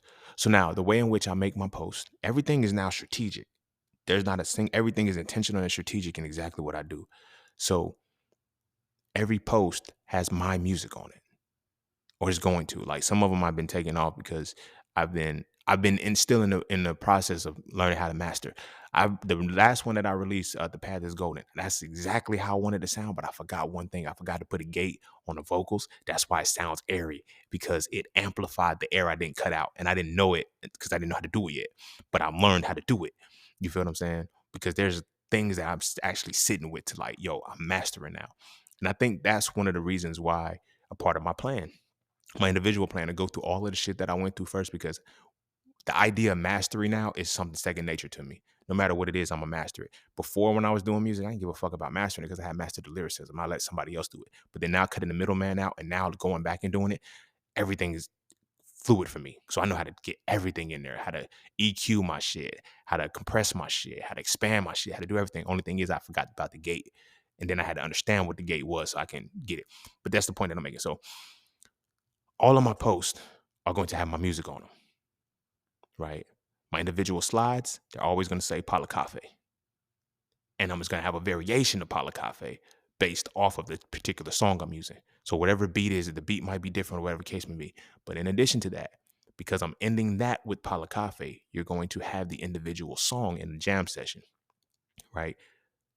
That's going to be the overall. But then you're going to have the individual pieces where I'm cutting clips out of it to build the audience. So you're going to get the thoughts, individual things you read, and then you're going to get the thoughts in the gym sessions, the little small pieces, 4 or 5 seconds. I'm purposely writing them that way, and I'm writing in a way that I can make the reels what they are. So that's one way of expanding. So that creates my monthly audience. So the people that interacted in any way, shape, or form, that liked it, like shared it, whatever the case may be, you're in the audience pool. From that audience, now mind you, I only have 7,000 followers or some shit like that. That's not enough to create the audience I need. So now, because of social media marketing, I can take the very type of people that look at my stories, that look at my posts, that look at everything on a regular basis, because I'm consistently doing the same thing. These type of people that show up are in the same pocket. This is my audience. So now what I do, I create a lookalike audience in Facebook and Instagram, right? I create a lookalike audience that is up to 2 million people. From that, I now go into that lookalike audience. I know that my metrics, I know that my core audience sits anywhere between 24 and 30 and 45 years old. I condense it to that. That takes it from about 2.7 million down to 1.9 million people.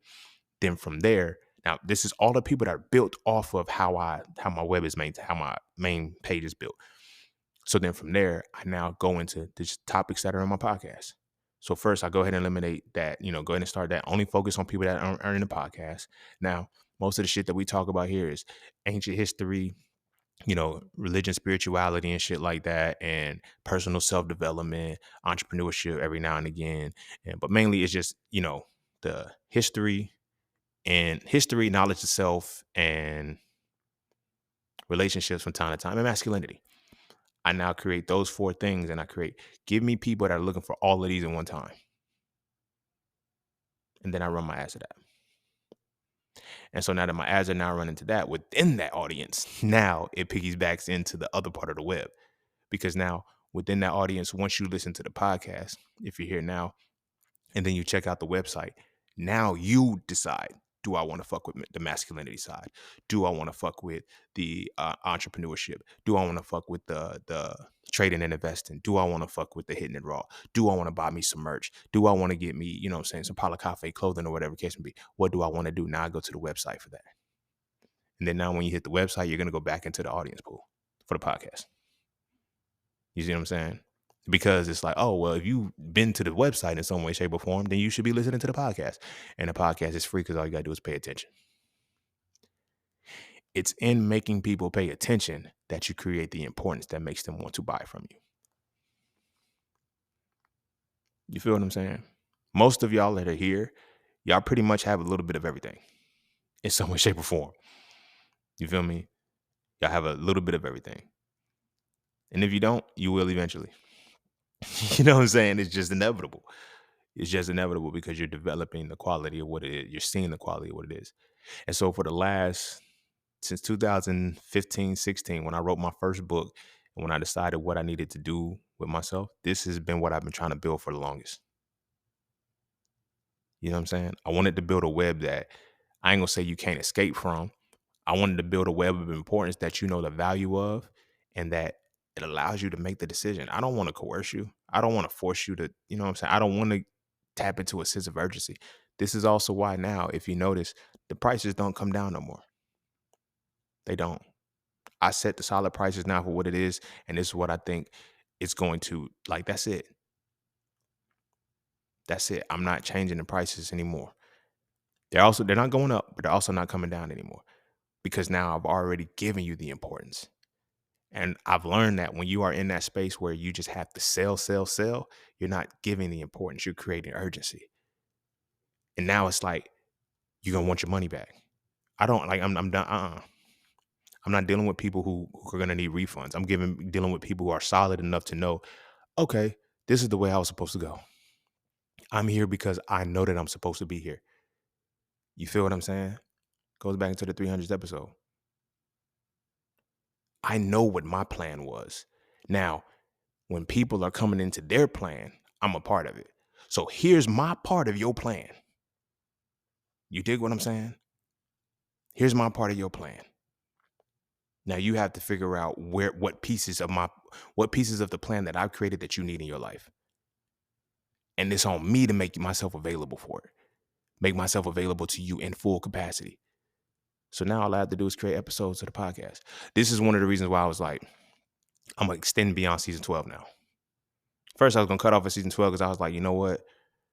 I don't want to do this shit no more. Because if I focus on my music, it's like, nah, everything stays connected. Now, all I have to do is technically I'm giving y'all multiple podcasts. Now you're going to get a third podcast with my jam sessions. In a way. Like when you really sit and think about it, if you actually listen to the lyrics and shit that I'm putting together, you're getting another podcast.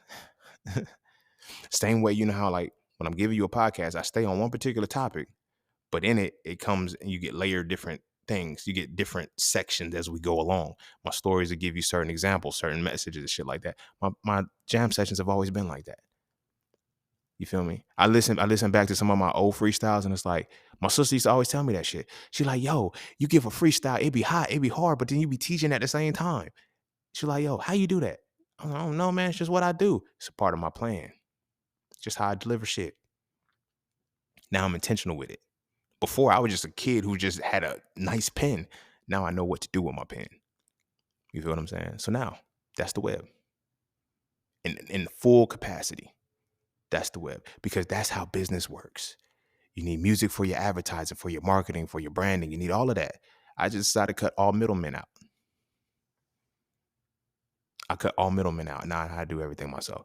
So going forward, like for the remainder of this year, because like I said, I'm getting my mixing down. Like I got some sessions for your ass, bro. I've been cooking. So all of the ones that you've been getting and shit, you're gonna hear the transition and the growth. That's why I'm still dropping them. Because I'm not ashamed of the development that I'm making with these. It's like, damn, this sounds too airy. This sounds too this sounds like this, that, third. But if you pay attention to the progress, they're getting better in production. You feel me? And that's what it's all about. Because I also want to still show the just side of it, the just seen side of it all. Where, in life, that's how it has to happen. Your growth has to be continual. Y'all remember when this podcast first started? Before, I got the better mic. Y'all know how I was recording that shit? I was recording that shit from my phone. Because I knew I could record from anywhere. I was plugging just my headset in, plugging in. You hear that scratching noise in the back? The shit was, the fucking phone plug was on my damn beard. To where we are now. One thing that I like to do is to show the people continual growth. So frail 1, 2, and 3, it's continual growth. You can see the transition. Like I be saying, I be wanting to get rid of what was it? I said I wanted to get rid of So Frail 2 at one point because I didn't like a certain chapter in it because I was an angry person.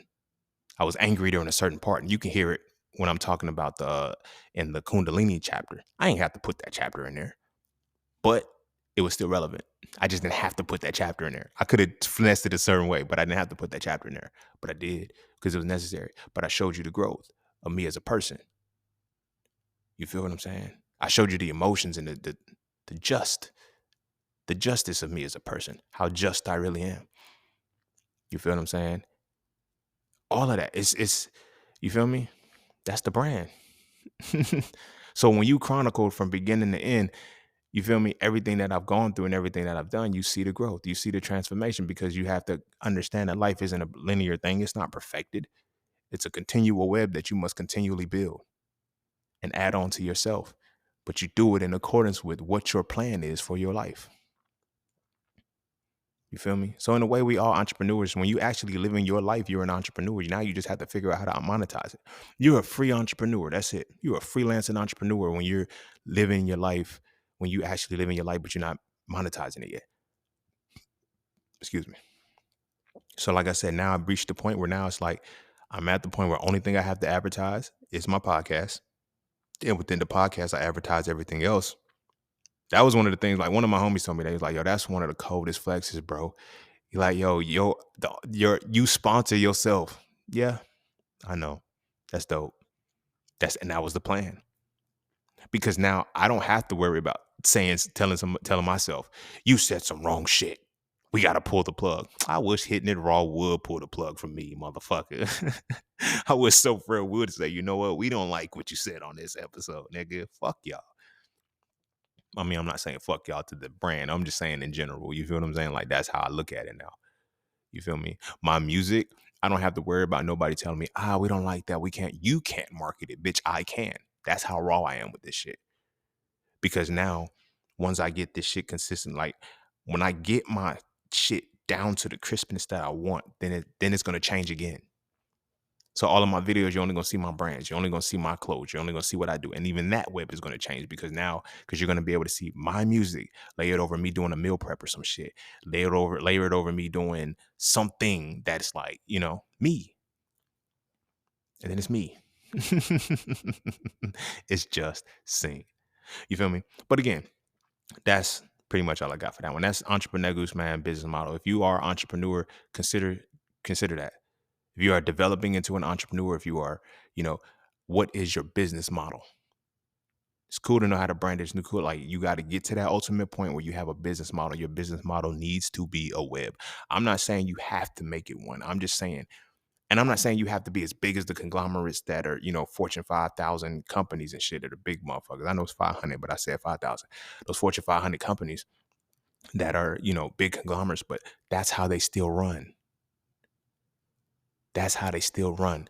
They run because they create webs. They create webs of importance.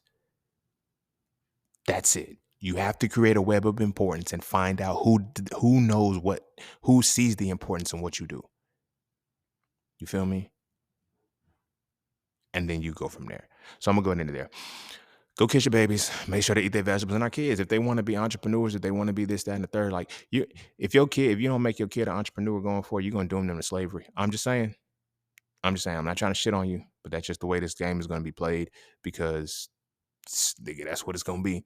But if you teach them early how to create webs of shit that's important to them and how to create importance within the world, how to monetize that, and then create a web to keep that systemized, your kid will be straight by the time they're 18 years old and they can go into the world as it's supposed to be. Because America don't give a fuck about good workers. America don't give a fuck about employees. America gives a fuck about money makers. You feel me? They don't care about people they got to pay. They care about people who has to pay them. Remember that. America does not give a fuck about people they have to pay. They give a fuck about people that have to pay them, which are the tax people. You feel me? When you tap in, teach your baby how to be somebody that America rewards for paying, and then figure out other things of taxes. Like, that's a whole nother thing with the tax shit. I'll do an episode on that shit too, because the way in which I set everything up, everything now is a tax write-off for me. When I go grocery shopping, now I can record videos of me getting groceries, cutting shit because of what I eat based off of the brand that I've created. I can write that off as a tax. I'm a tax write-off. When I travel, I go and I travel, and now wherever I go, I record my music. When I record my music, I recorded this because this particular energy was what I needed in this space to get this particular sound, to create this particular song, to post this, and to do this, I've created a new system that I understood, something that a lot of people don't see. I might do an episode on that too down the line, but I want to get some more knowledge on that first. I want to get some more experience with it. But yeah, that's what it is. America rewards those who pay them. You feel me? It punishes those who it has to pay. Don't let that be your babies, all right? Teach them the game. So I'm going to go into there. Go kiss your babies. Make sure they eat their vegetables. And I'm going to see y'all all on the next one. Peace, love, knowledge, and freedom. I'm out.